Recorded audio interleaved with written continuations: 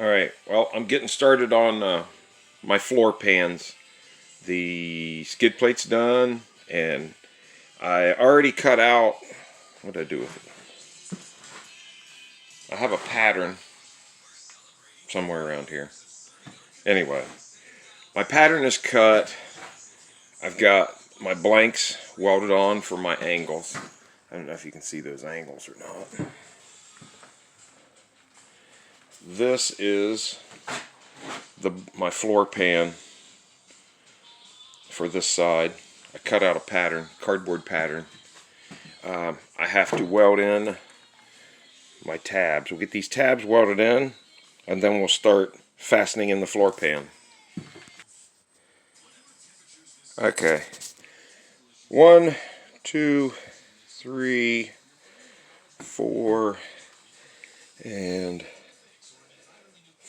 5 landing brackets for the inside of the floor pan. Now the plan is I slip the floor pan in, get it clamped up into place. I've got to put a 90-degree brake in the back, and I got to get a 90-degree brake in the front. I'm going to use self-tappers to fasten this. This is going to get radiused up around the corner because heads of the bolts don't last very long, or the heads of the fasteners don't last on the bottom. But if I roll these up to the side, they last way longer. And I'll set fasteners down through here.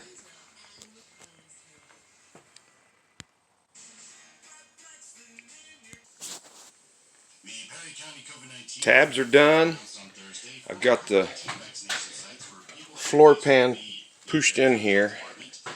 I got my inboard fasteners. Got this clamped in place.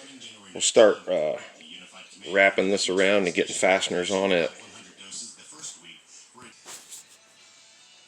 I want to tell you, that took a minute to get all this beat around the corner, form a 90 to fasten that floorboard in, to radius this,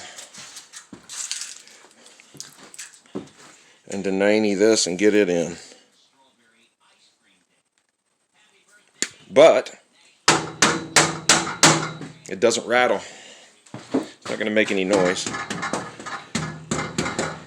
And hopefully this center one is going to take the biggest part of the abuse, and these don't really become skid plates so much as floorboards like they're supposed to be. The other side's going to be just exactly the same. Just a lot of clamping, pounding, reclamping, repounding. You can't keep a clamp on that stuff when you put it on there and start beating on it with a hammer. The clamps go flying. I spent more time putting the clamps back on than I did beating on it. So, all right, rinse and repeat for the other side. Then we'll get this thing on the floor and maybe throw some seat pans together.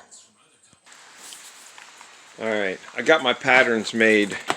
This pattern is for the front footwell, and then I have another pattern back here.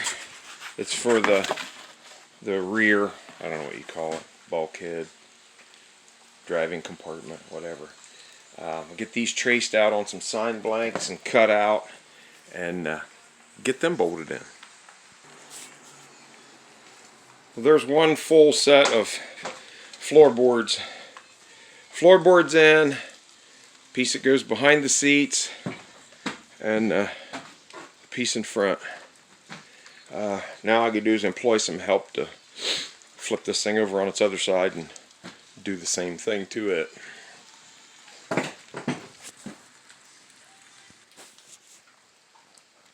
I'm going to call this a wrap for this video. I showed you everything I had on the other side done, and I'm just getting started on doing all the same thing on this side.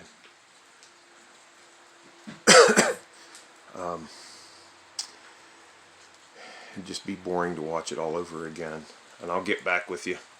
I don't know whether I'll start on seat pans today or not. I probably will, and hopefully I'll have another video just on the seats. See you then.